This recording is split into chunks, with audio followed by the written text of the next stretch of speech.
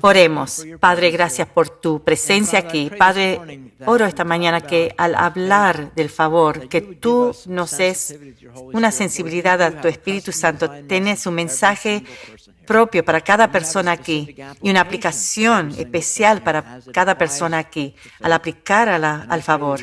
Y te pido que seamos sensibles a tu guía al impresionar esto a nosotros. Oramos por el Ministerio de Niños al lado. Bendice esas pequeñas vidas al escuchar nuevamente de un Jesús que los ama y jamás los dejará ni los abandonará. Padre, oramos esto en el poderoso nombre de Jesús. Y todo el pueblo dijo amén.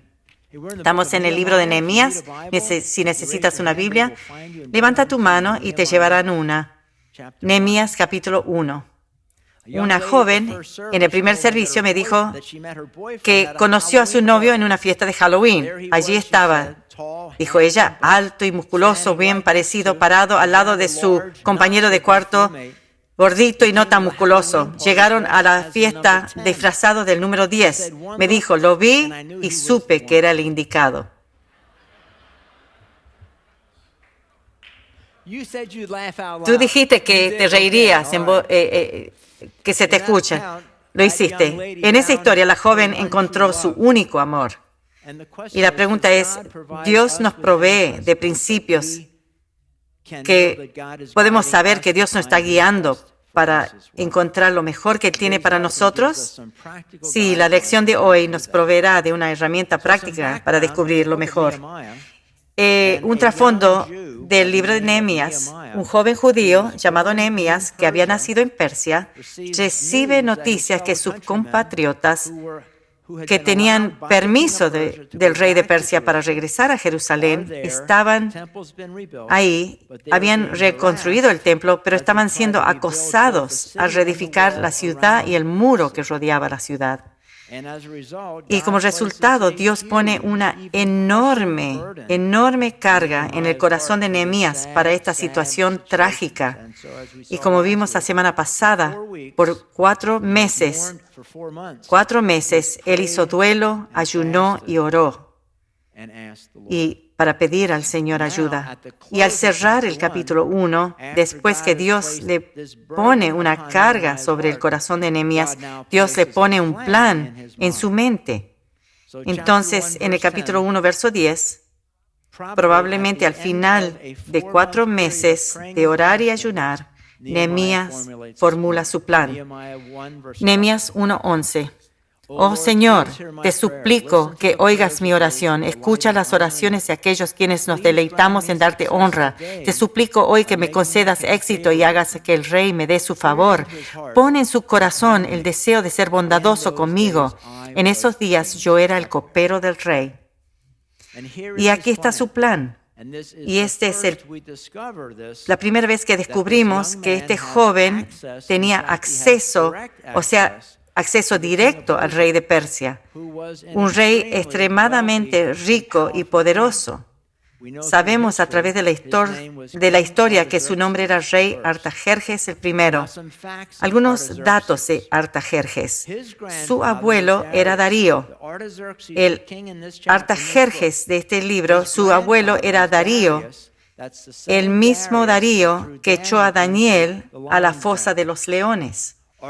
El padre de Artajerjes era Jerjes, el rey mismo que puso a Esther en su harem en el libro de Esther cuando estaba en una fiesta de borrachos. Esto significa que Esther, escuchen, significa que Esther era la madrastra de Artajerjes. Esto quiere decir que Esther era la madrastra de este rey Artajerjes. Es interesante. Y a través de esto, Nehemías habría conocido muy bien a los judíos de su país y los tenía en alta estima y con favor. Y encontramos eso al final del libro de Esther, Esther 10:1. El rey Jerjes, el padre de Artajerjes, impuso un tributo en todo su imperio, incluso hasta las costas lejanas.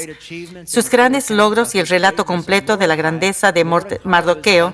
Mardoqueo era el tío de Esther, a quien el rey había ascendido, están registrados en el libro de la historia de los reyes de Media y Persia. Mardoqueo, el tío de Esther, el judío, llegó a ser primer ministro, segundo en mando después del rey Jerjes, o sea, el padre de Artajerjes. Segundo a él. Fue un hombre muy importante entre los judíos, de gran estima ante ellos, porque siguió actuando a favor de su pueblo y defendiendo el bienestar de todos sus descendientes. Ahora, el hecho de que Mardoqueo era tan bien conectado en Persia podía explicar el favor que Nehemías tenía ante el rey para volver a Jerusalén. Y quizás era una consideración de cómo podía tener este puesto de copero del rey, porque en el verso 11 dice, en esos días yo era el copero del rey. Copero del rey literalmente quiere decir algo que alguien da de beber. Se usa 12 veces en el Antiguo Testamento.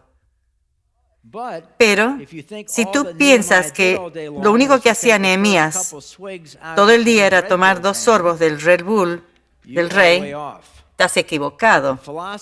Un filósofo historiador, Jenofonte, que vivió en esta era, decía que cuando los coperos ofrecían la copa del rey, primero se servían en un cucharón, del cucharón a su mano izquierda, y luego lo tragaban para que si el copero le ponía veneno, él mismo iba a morir.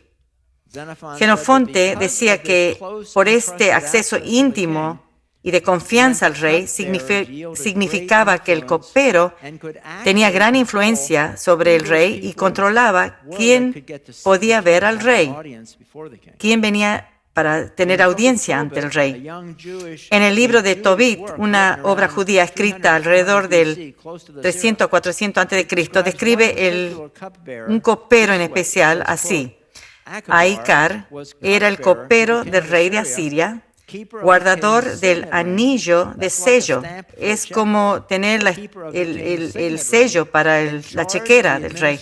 A cargo de la administración de las cuentas del rey, este copero, donde el rey Esarhadona lo había nombrado, a este copero, como segundo a él mismo. Segundo a él mismo, en mando, segundo mando. Y cuando tú hablas de Nabucodonosor y ver el copero que venía de vez en cuando ante el rey, no, era un puesto clave. Y también otras historias de coperos nos dan un cuadro de este hombre Nehemías. Siempre era hombre y además de eso, un número 1, era bien entrenado en la etiqueta de la corte. Piensen en Daniel, entrenado ante el rey. Número 2, era probablemente bien parecido, por eso se escogió a Daniel. Dice, quiero personas que sean bien parecidas, entonces debe haber sido bien parecido. 3, conocía sus vinos. En el Talmud judío de Babilonia afirma que el vino pertenece al maestro, pero el crédito es dado al copero. Número 4, él era una persona amable, amigable, animado, agradable, siempre al lado del rey. Número 5, puede haber sido un eunuco, porque aparece en la presencia de la reina. Solo los eunucos podían ir ante la reina. Y en la Septuaginta, en la traducción griega de la Biblia hebrea, llama a Nehemías eunuco. Número 6, habría sido de gran influencia para el rey, uno con acceso más íntimo y continuo acceso al rey, capaz de determinar quién podía y quién no podía ver al rey. Y 7, habría sido un muy buen oyente, una caja de resonancia que le daba acceso a información privada. Y poder confiar en Nehemías era especialmente importante para el rey particular Artajerjes. Y la razón es porque el padre del rey, Jerjes, había sido asesinado en su propia cama por unos siervos propios, Artabano, un mensajero real. Por eso el rey Artajerjes no confiaba o confiaba en muy pocos en su corte, lo cual significaba que Nehemías tenía mucho poder e influencia y confianza. Y cuando Nehemías cierra el capítulo 1 diciendo yo era copero del rey, está reconociendo que la providencia de Jehová Dios había estado obrando mucho antes de este momento, preparando y poniendo a Nehemías en esta posición más privilegiada en todo el reino, como se dijo en el libro de Esther, para un tiempo como este. Entonces, toda la educación de Nehemías, su entrenamiento, su crianza y experiencias, ahora se unían para hacer de este momento disponible para un pedido. Aquí hay una lección para nosotros. Las escuelas te dan conocimiento, pero la vida te da experiencia. Y encontrarás al crecer o aún los de mediana edad que Dios rara vez desperdicia la experiencia de tu vida, lo cual te lleva más profundo al trabajo del reino. Algunos pueden ver todo esto como coincidencia, pero en realidad es providencia. Entonces, al pasar las experiencias de la vida, debes saber que Dios no desperdicia ninguna de esas experiencias, es su providencia. El haber aprendido los hábitos, las cosas en la venta de autos me ha ayudado tanto a servir como pastor. De hecho, un joven en esta iglesia que quiere ser pastor me preguntó qué tipo de licenciatura tendría que estudiar antes del seminario. ¿Saben lo que yo le sugerí? Le dije, la mejor profesión es dirección de empresa. Estudia tu Biblia, lee tu Biblia. Esa va a ser la base de tu ministerio. Tu conocimiento y amor por la palabra. Vas a ir al seminario para aprender lo que tienes que aprender, pero necesitas herramientas prácticas para ayudar a una iglesia a crecer y adelantar. Entonces, esto providencialmente puso a este joven guapo y afable que había orado con un plan esperando el momento propicio. En capítulo 2 se alinean las estrellas y él también entiende a quién realmente está apelando. Nehemías 1:11, me encanta esto. Su oración dice, oh Señor, te suplico que oigas mi oración. Tu siervo, no el siervo de Artajerjes, sino tu siervo, que escucha, te suplico que concedas éxito y hagas que el rey me dé su favor. Me encanta, me dé el favor. En otra versión dice, este hombre me dé su favor. Él es rey, lo honro como rey, pero de última solo es un hombre. Y dice que va ante el rey, en verso 2:1. A comienzo de la siguiente primavera, en el mes Nisan, durante el año 20 del reinado de Artajerjes, le servía el vino al rey, y como nunca antes había estado triste en su presencia, me preguntó, ¿por qué te ves tan triste? ¿No me pareces que estés enfermo? Debes estar profundamente angustiado. Entonces quedé aterrado, pero le contesté, viva el rey para siempre. ¿Cómo no voy a estar triste cuando la ciudad donde están enterrados mis ancestros está en ruinas y las puertas han sido consumidas por el fuego? El rey preguntó, bueno, ¿cómo te puedo ayudar? Después de orar al Dios del cielo, una oración rápida, contesté, si al rey le agrada, me imagino que él está mirando al suelo todo este tiempo, si le agrada al rey, y si está contento conmigo, su servidor, envíeme a Judá para reconstruir la ciudad donde están enterrados mis antepasados. Ahora, veamos un cuadro de lo que sucede aquí. Verso 1 data noviembre o diciembre 446 a.C., pero capítulo 2 data abril o mayo del 445 a.C. Entonces, alrededor de 4 a 6 meses, Nehemías ha estado orando, ayunando y esperando este momento. Y ahora viene su oportunidad. Dice, servía vino al rey. y nunca se había visto triste antes de ese tiempo. Independientemente de sus problemas, los sirvientes del rey debían esconder sus sentimientos y solo verse con un semblante alegre delante del rey. Esta tristeza habría sido muy diferente a lo que normalmente hacía ante el rey. Barnes, el comentarista, dice esto: se esperaba que un súbdito persa estuviera perfectamente contento siempre y cuando tuviera la felicidad de estar con su rey. Un poco egoísta, pero era muy diferente de eso. Una excepción de Nehemías hubiera sido como una luz de neón. Nehemías 2:2. El rey me preguntó: ¿por qué te ves tan triste? ¿No me pareces enfermo? Debes estar profundamente angustiado. Entonces quedé aterrado. ¿Por qué estás triste? ¿No estás enfermo? Te ves como un hombre que tiene problemas profundos y desesperados. Y Nehemías sabía que este era el momento, ahora mismo. Y sabes, me pregunto, y este es un tributo al poder de oración, me pregunto si Nehemías no habría estado ayunando y orando durante 4 meses, si no habría podido aprovechar este momento como lo hizo, porque no tenía tiempo para darse por vencido. Si perdía esta oportunidad con el rey, se iría para siempre, porque si hubiera dicho, no es nada, ¿qué razón tendría el rey de preguntarle nuevamente sobre su tristeza? Pero se arriesgó mucho.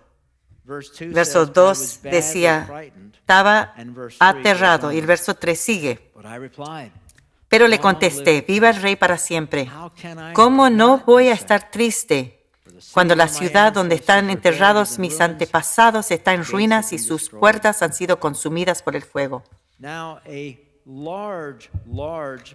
Una gran parte del temor que tenía Nehemías se derivaba del conocimiento real de Nehemías, de lo que le pedía el rey. Requeriría que el rey anulara un decreto que había escrito años antes, negando el mismo pedido. Lo encontramos en Esra, capítulo 4, donde escribió algo contra esto. Tiempo después, durante el reinado de Artajerjes, rey de Persia, los enemigos de Judá, dirigidos por Bislam, Mitrídates y Tabel, le enviaron una carta a Artajerjes escrita en arameo que fue traducida al idioma del rey. Entonces, estos son enemigos de los judíos en Jerusalén y querían que Ezra deje de trabajar en el templo, dejar de construir el templo. En 4:11 dice, la siguiente es una copia de la carta.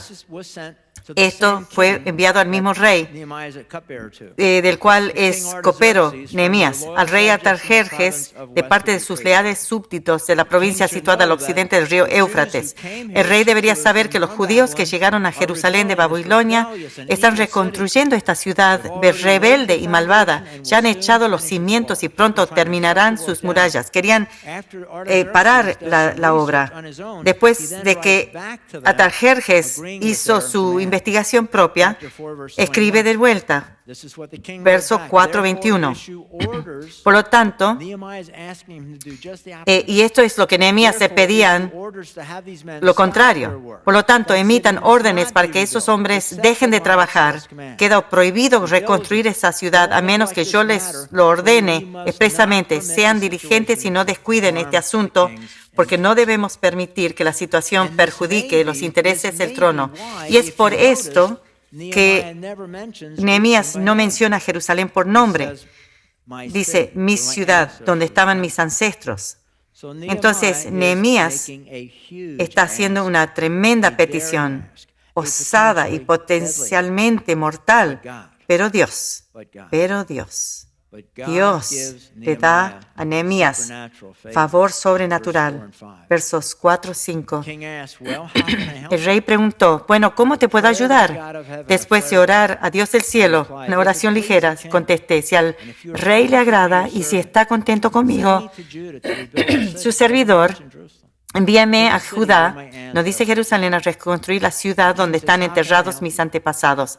Ahora el rey dice, ¿cómo te puedo ayudar? ¿Te lo imaginas? El rey, la reina mirando a este joven apuesto y triste, preguntándole cómo le podían ayudar.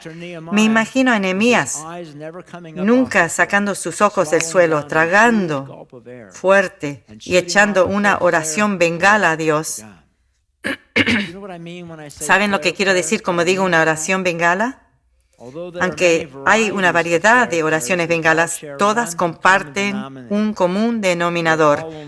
Todas son de una sola frase, quizás 2 o 3 palabras nada más. Oh Dios, ayúdame. Dios, dame palabras. Dios, manténme tranquilo. Dios, dame favor. Dios, dame gracia. Jesús, ayúdame. Jesús, ayúdame. Le conté esta historia antes, una historia verdadera. Una mujer en África salía en una calle de tierra y salió un león, la atacó y cerró sus dientes en su hombro y ella gritó, Jesús. Y el león la soltó y se fue. Y le he contado a las personas, padres y madres, esposos, dile a sus esposas, si están en problemas, si pueden gritar una sola cosa, no griten policía o alguien, griten Jesús, Jesús, ayúdame. ¿Alguien tiene duda en este cuarto que es probablemente le va a dar mejor resultado? Jesús, ayúdame. Una oración bengala. Nehemías 2, 4 a 6 dice, el rey preguntó, ¿cómo te puedo ayudar? Después de orar al Dios del cielo contesté, si al rey le agrada y si está contento conmigo, su servidor, envíeme a Judá para reconstruir la ciudad donde están enterrados mis antepasados. El rey con la reina sentada a su lado preguntó, ¿cuánto tiempo estará fuera? ¿Cuándo piensas regresar? Después de decirle cuánto tiempo estaría ausente, el rey accedió a mi petición. ¿Puedes entender la enormidad de lo que sucedió a este rey poderoso que diga, ¿cómo te puedo ayudar? ¿Puedes ver la escena? ¿Te imaginas? El rey y la reina mirando a este hombre triste, bien parecido, con sus ojos en el suelo, preguntándole cómo podemos ayudar. Y Nehemías tragando. A ver, voy a empezar de nuevo. ¿Puedes creer que estas fueron las siguientes palabras que salieron de la boca del rey? ¿Saben lo que quiere decir el nombre Nehemías? Significa Jehová ha consolado. Y estas palabras trajeron gran consuelo a este joven aterrado. ¿Cómo puedo ayudarte? De nuevo, imagínate esto, el rey y la reina sentados ahí, Nehemías postrado al suelo con los ojos en el piso, haciendo su audaz petición. Y me imagino al rey mirando a la reina y la reina también sonriente y los dos miran a Nehemías como padres en la mañana de Navidad mirando los regalos para sus niños, diciendo, ¿cómo podemos ayudarte? Y saben cómo la forma en que responde el rey, su respuesta está llena de gozo de que este rey pueda darle a este joven su pedido. Y a mí me parece que este joven había sido grandemente respetado y favorecido y de la manera que se hizo tan rápido que a él lo amaban. ¿Y quién le dio a Nehemías este favor ante el rey? Proverbios 21:1 dice esto, el corazón del rey es como un arroyo dirigido por el Señor, quien lo guía por donde Él quiere. Esto es lo que está sucediendo aquí. El rey Artajerjes, su corazón está en las manos de Dios y el Señor lo dirige como un arroyo hacia Nehemías, este joven que le agrada. Y al final del verso 6 dice que ahí mismo, en ese mismo momento, Nehemías eligió una fecha para salir y una fecha para volver. ¿Cómo podía saber esto tan rápidamente? Porque durante 4 meses había estado orando y ayunando y Dios le mostró. Probable que Nehemías decidió entre 6 meses a un año, no se nos dice, estamos adivinando, donde regresó como copero una vez más al palacio de Shushan. Porque el muro, como veremos pronto, se completó en 52 días. Y como veremos, parece que luego el rey lo comisionó a Nehemías que vuelva a Judá para servir como gobernador de esa provincia durante 12 años. Y cómo Dios había usado los últimos 4 meses de oración y ayuno para arreglar este plan detallado en el corazón de Nehemías, para responder a la carga que tenía por Jerusalén. Verso 7 dice: Además le dije al rey, escuchen esto, un plan detallado. Si al rey le agrada, permíteme llevar cartas dirigidas a los gobernadores de la provincia al occidente del río Eufrates, indicándoles que me permitan viajar sin peligro por sus territorios de camino a Judá. Además, les ruego que me dé una carta dirigida a Asaf, el encargado del bosque del rey, con instrucciones de suministrarme madera. La necesitaré para hacer vigas para las puertas de la fortaleza del templo, para las murallas de la ciudad y para mi propia casa.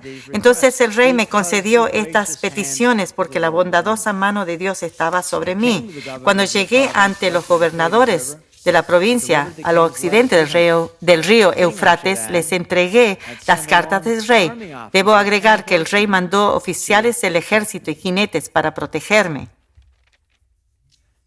Pide cartas para asegurar un viaje seguro, una casa para él y para reedificar la ciudad. Pidió madera y una casa para él.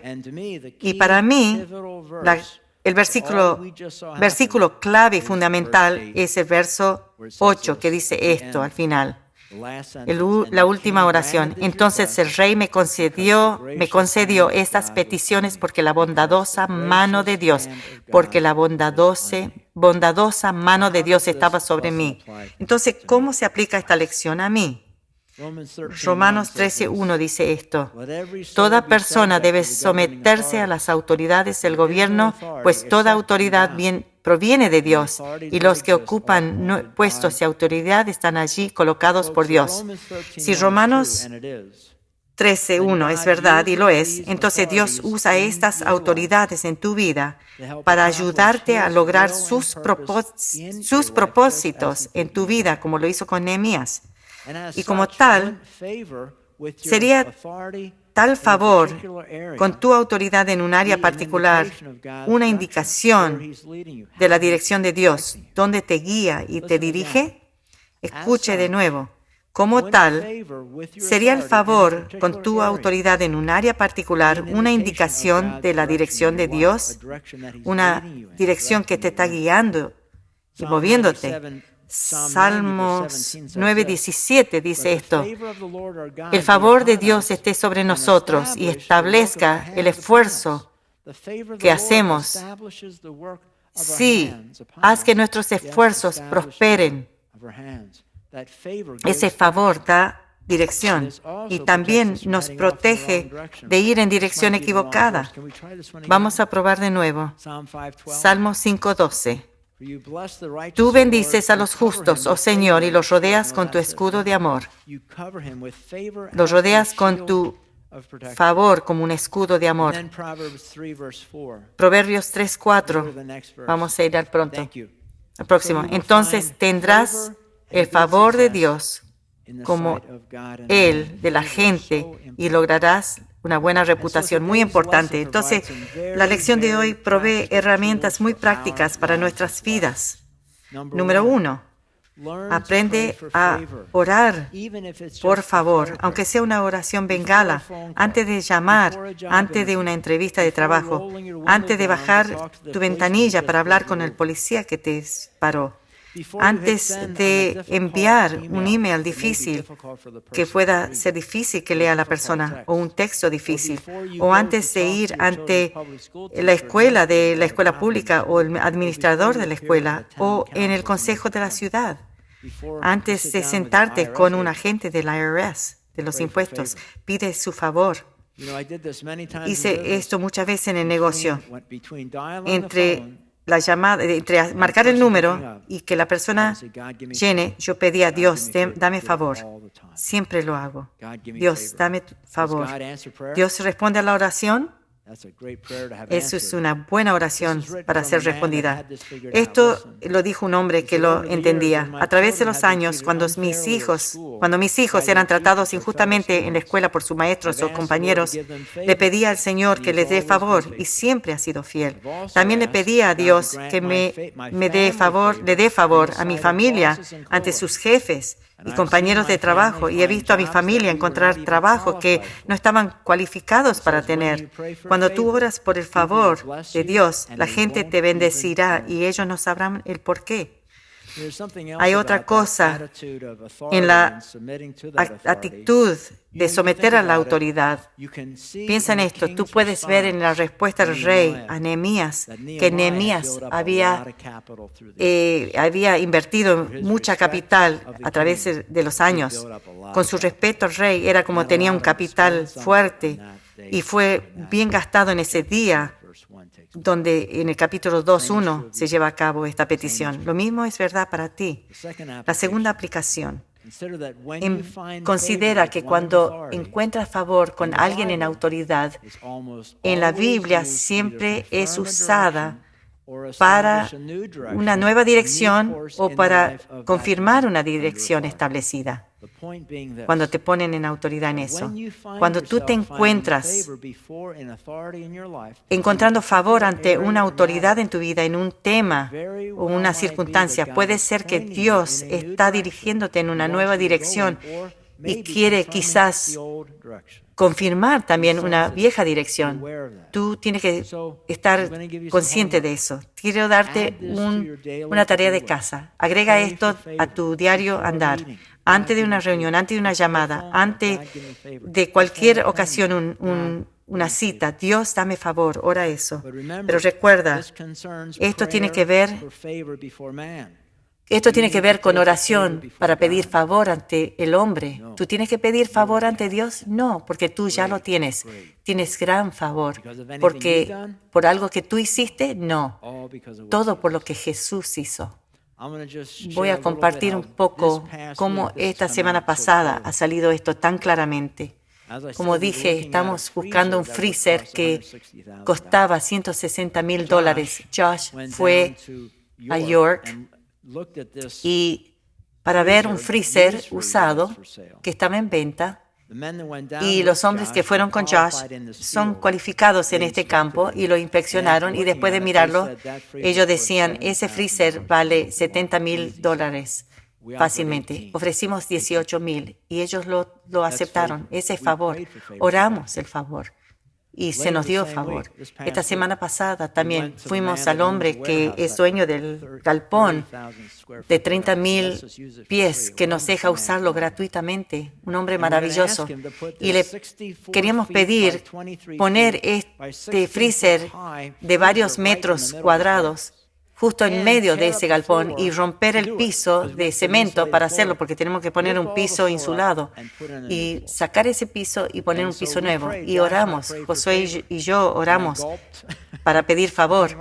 Y yo tragué fuerte y le dijimos, queremos poner este freezer grande aquí.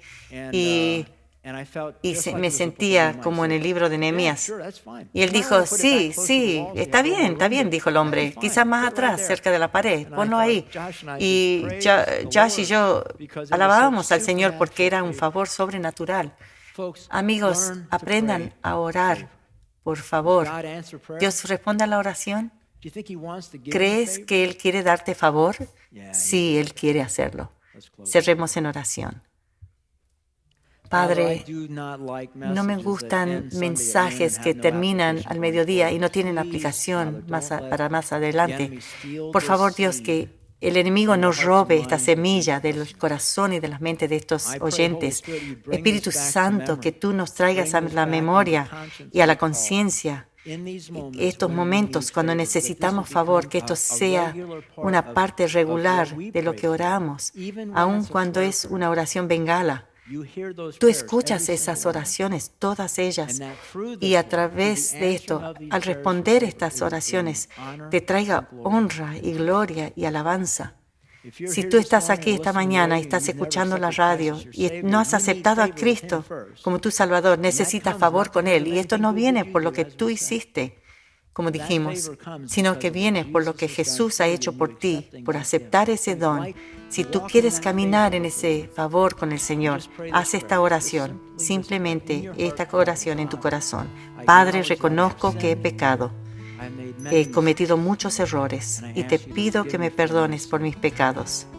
Y recibo a Jesucristo como mi Salvador y Señor personal. Y ahora su muerte en la cruz, que pagó mis pecados. La muerte de Jesús para que yo pueda vivir. Gracias, Jesús. Ahora, Padre, ayúdame a arrepentirme y a dar vuelta a mi vida y vivir la vida que tú quieres, has puesto delante de mí, para que nuestras vidas traigan honra y gloria al nombre de Jesús. Lo pedimos en nombre de Jesucristo y todo el pueblo dijo, amén, amén.